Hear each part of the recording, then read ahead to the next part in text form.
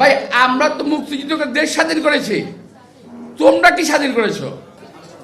আওয়ামী লীগের নেতৃবৃন্দ বলতে চেয়েছিলেন শহীদ রাষ্ট্রপতি জিয়া রহমান এই স্বাধীনতার কোনো অংশীদার নয়, কিন্তু আমরা বলতে চাই যে শহীদ রাষ্ট্রপতি জিয়া রহমান যদি স্বাধীনতা ঘোষণা না দিতেন এই দেশ স্বাধীন হতো না। শহীদ রাষ্ট্রপতি জিয়া রহমান যদি যুদ্ধ না করতেন এই দেশ স্বাধীন হতো না। এই নির্বাচনে কিছু কিছু সিট কিছু কিছু দলের ইলেকশন ইঞ্জিনিয়ারিং এর মাধ্যমে তারা জয়লাভ করার চেষ্টা করবে, নিয়েই যাবে জোরদস্তি করে। আমি আশঙ্কা করছি এবং আমি শুনেছি, আমি জেনেছি, আমি প্রমাণ দিতে পারবো না শেষ হওয়ার আগ পর্যন্ত, কিন্তু কথাটা বাস্তব। দুটি রাজনৈতিক দল, একটি দল বড় আর একটি দল তাদের বাচ্চা, আমি নাম বলতে চাই না, একটি হলো বাচ্চা আর একটি বড়। বাচ্চাদের সব সিট পেতে হবে এবং এই ব্যাপারে তারা উচ্চ পর্যায়ে সরকারের উচ্চ পর্যায়ের লোকজনদের সঙ্গে বৈঠক করেছে। তারা কিভাবে ইঞ্জিনিয়ারিং করে এই সিটগুলো জিতে যাবে যাতে বিএনপি ক্ষমতায় আসতে না পারে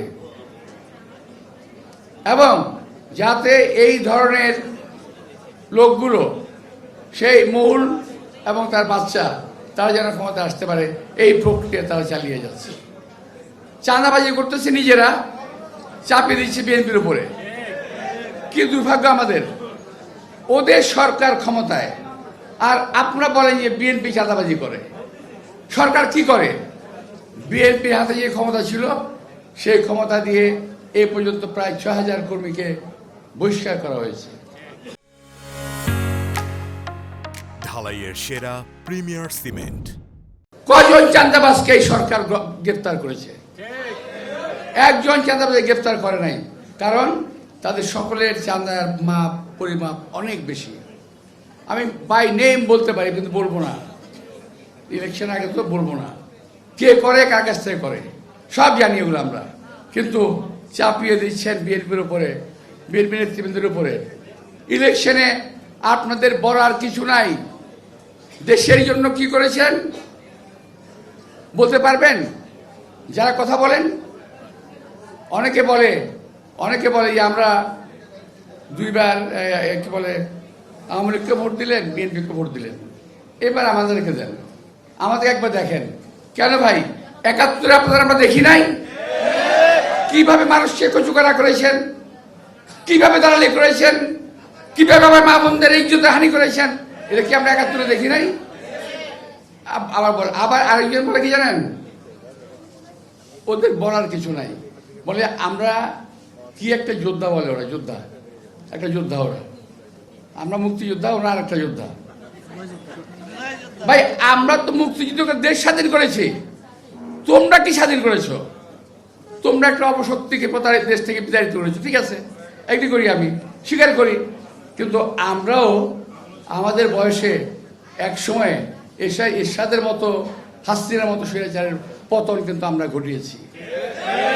আমরা বলি নাই এই জন্য আমাদেরকে মন্ত্রী বানাতে হবে, আর তুমি একটা পতন ঘটাই কয় যে আমরা মন্ত্রী বানাতে হবে। আমরা মুক্তিযুদ্ধের পর যা যা কাজে ফেরত গিয়েছিলাম, আমরা কি বলি নাই আমাদের মন্ত্রী বানাতে হবে? আমরা যার যা কাজে ফিরে চলে গেছি। আমরা কলেজে পড়তাম, ইউনিভার্সিটি পড়তাম, সে পড়াশোনা করতে চলে গেছি। তোমাদের মতো লোভ করি নাই।